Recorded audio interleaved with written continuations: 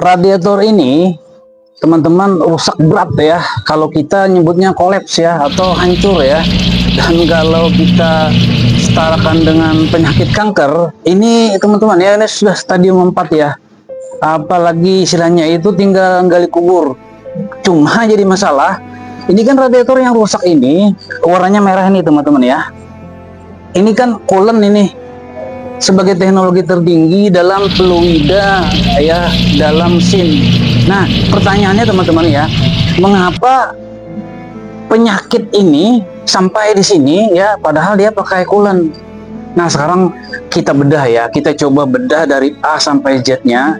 Apa sih sebenarnya, di coolantnya kah, atau di engineering mekanikalnya kah, atau di perilaku orangnya yang pakai? Sekarang kita bedah, mudah-mudahan Anda bisa mendapatkan insight dari sini. Tapi sebelum kita lanjutkan, mohon di like ya teman-teman ya, supaya video ini bisa tersebar sama teman-teman kita yang lain. Dan kita lanjutkan setelah ini teman-teman ya.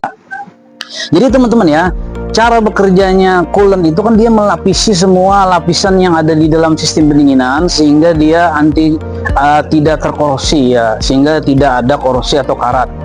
Tapi teman-teman ya, saya dapat informasi dari seorang ahli kimia di Institut Teknologi bla bla bla ya, yang meneliti ini. Walaupun dia menutup semuanya, tapi dia punya efek samping, yaitu adalah dia kalau overheat dia akan rontok semua teman-teman.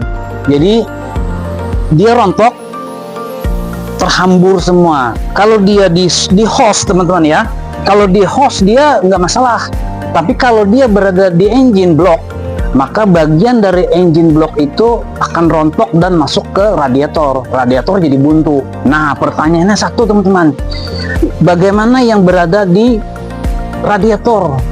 Otomatis teman-teman ya, ini teman-teman ya, lapisan yang berada di radiator tadi juga rontok. Artinya apa?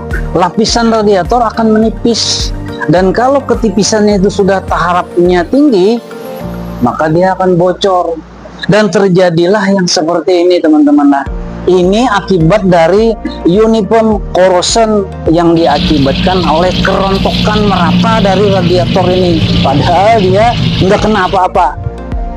Lalu apa solusinya dari itu teman-teman? Sebelumnya di like dulu. Solusi yang bisa dilakukan adalah satu teman-teman, ganti coolant Anda setahun sekali agar uniform corrosion tidak sempat terjadi, sehingga radiator Anda tidak sempat bocor ya. Nah, kemudian yang kedua, jangan terlalu banyak menggunakan silikon teman-teman dalam pemasangan hose gel ya teman-teman ya. Nih, ini silikon. Nah, ini adalah silikon yang terlalu banyak di dalam pemasangan ya teman, ini juga teman. Nah, jadi teman-teman ya, silikon tadilah yang membuat dia buntu, lalu akibatnya dia panas, dan panas itu membuat lapisan-lapisan yang menempel sebagai anti karat tadi rontok, terjadilah bocor seluruhnya seperti ini. Oke teman-teman ya, mudah-mudahan ini bermanfaat. Jangan lupa like ya. Kalau Anda suka ini, subscribe, karena saya akan sampaikan banyak hal lagi yang lain sehubungan dengan mechanical engineering dan radiator. Sampai jumpa ya teman-teman ya.